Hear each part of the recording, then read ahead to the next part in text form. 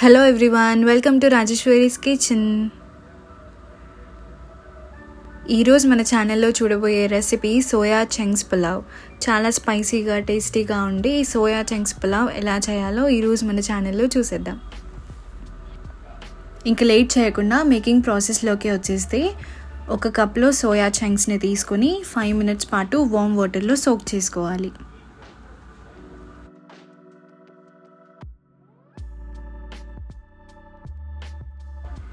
5 minutes తర్వాత water అన్నీ తీసేసి ఇప్పుడు దీంట్లో మనం స్పైసెస్ని మిక్స్ చేసుకోవాలి. సో ఫస్ట్ దీంట్లో కొద్దిగా పసుపు, అలానే తగినంత కారం. మనం ఎంత స్పైస్ తింటామో దాన్ని బట్టి మనం కారంని యాడ్ చేసుకోవాలి. నెక్స్ట్ సరిపడా ఉప్పు,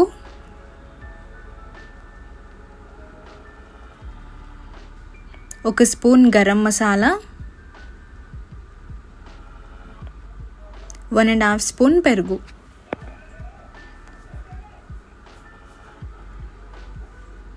అలానే దీంట్లో హాఫ్ చెక్క నిమ్మకాయ,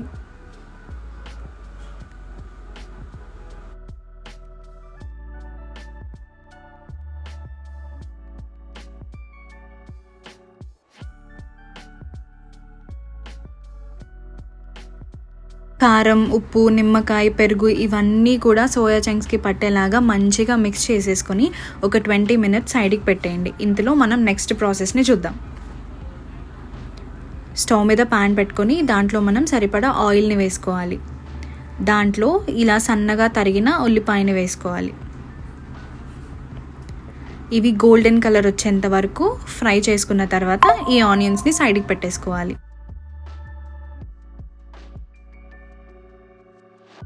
నెక్స్ట్ ఇదే ఆయిల్లో మనం హోల్ గరం మసాలాని యాడ్ చేసుకోవాలి. సాజీరా, బిర్యానీ ఆకు, లవంగాలు ఇవన్నీ యాడ్ చేసింది. నెక్స్ట్ దీంట్లో పచ్చిమిరపకాయలు ఒక 1 minute ఫ్రై చేసుకోవాలి. నెక్స్ట్ దీంట్లో అల్లం వెల్లుల్లిపాయ పేస్ట్, ఒక స్పూన్ అల్లం వెల్లుల్లి పేస్ట్ యాడ్ చేయండి. నెక్స్ట్ పుదీనా, అలానే కొత్తిమీర. ఇవన్నీ కూడా ఒక 2 minutes పాటు ఫ్రై చేసుకోవాలి.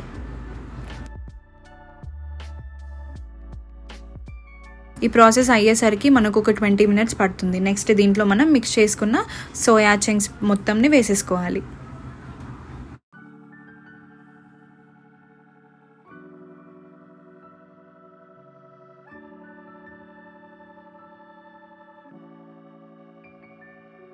ఒక 2 minutes పాటు ఫ్రై చేశాక దీంట్లో మనం 1.5 glass వాటర్ని వేస్తుంది మమ్మీ. సో బిర్యానీ రైస్ తీసుకుంటే ఒక గ్లాస్కి 1.5 glass వాటర్ని వేసుకోవాలి.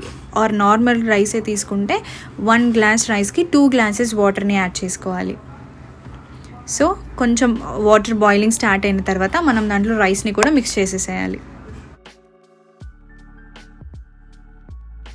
రైస్ని యాడ్ చేసిన వెంటనే దీంట్లో మనం ఫ్రై చేసుకున్న ఆనియన్స్ని హాఫ్ యాడ్ చేసుకోవాలి.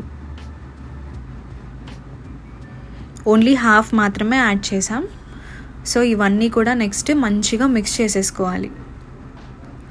ఒక 2 minutes హై ఫ్లేమ్లో పెట్టాలి. నెక్స్ట్ ఒక 5 minutes మీడియం ఫ్లేమ్లో పెట్టి నెక్స్ట్ కంప్లీట్గా లో ఫ్లేమ్లో ఉంచి కుక్ చేసేసుకుంటే మనకి సోయా చంక్స్ పులావ్ రెడీ అయిపోతుంది. మంచిగా స్పైసీగా టేస్టీగా చాలా అంటే చాలా బాగుంటుంది.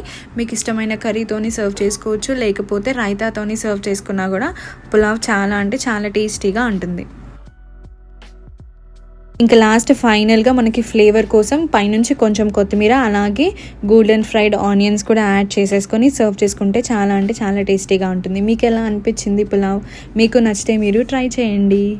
So thanks for watching the video. See you in the next video. Bye bye.